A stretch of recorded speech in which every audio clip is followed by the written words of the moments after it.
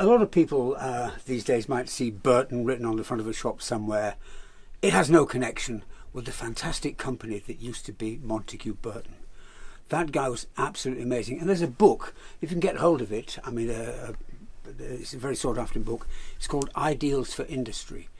I think they had about 650 shops, and almost all the shops had billiard halls above them as a design point to get young guys coming to the point where the shops were. They made super quality stuff. Their Leeds, their factory in Leeds had, I think, 12,000 people working. Now, I estimate one person could make easily a jacket and a half a day, so they'd be turning out 10,000 suits every day. And they were super quality. They had their own mills, and they had a staff canteen. And their staff canteen could seat 8,000 people.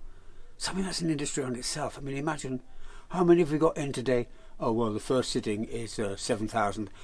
And then when you've cleared away the cups of tea and the ashtrays, there's another 5,000 coming in. It was a fantastic industry. Now, Burton were big players, but there were dozens of other big players as well. There was John Collier, Jackson's, Hepworth's super tailors, some of the smaller, high-quality high street tailors like Hector Pow and Horns. They made absolutely super stuff. Now, about 20 years ago, when I was lucky enough to inherit some of the workforce of Lambourne and Jaeger in Ipswich when both those companies closed down, I was looking around for staff. I thought, well, I know, I'll try Leeds, where it all happened. And so I phoned the Labour Exchange or whatever it is, the employment place in Leeds, and I think I wrote them something in the mail. I got a nice letter back from them saying, yeah, we understand why you would think that you might find skills in Leeds, but sorry to tell you, there's not a single person on our books now in Leeds that's looking for work in a clothing factory. And that's absolutely heartbreaking. Before I started my own factory, I dealt with several companies in Leeds who closed down after one after another. But the thing that surprised me, I'd go to a factory in Leeds, and you know, if you have a factory, let's say you've got 50 to 200 people working, whatever. Some of the factories were smaller in those days. Factories got wound down. Never was I greeted by some sort of dandy, you know, sort of really elegantly, smartly dressed man. I'm in this business because I like clothes. I like to dress well. It's good fun. I'd be greeted by sort of managers of these places in, I don't know, some bland Marks and Spencer suits. Now, if you have a factory, you're making stuff for lots of retailers, you get hold of lots of really super stuff, and it's free, surplus at the end of a big job. There's lots of material left over.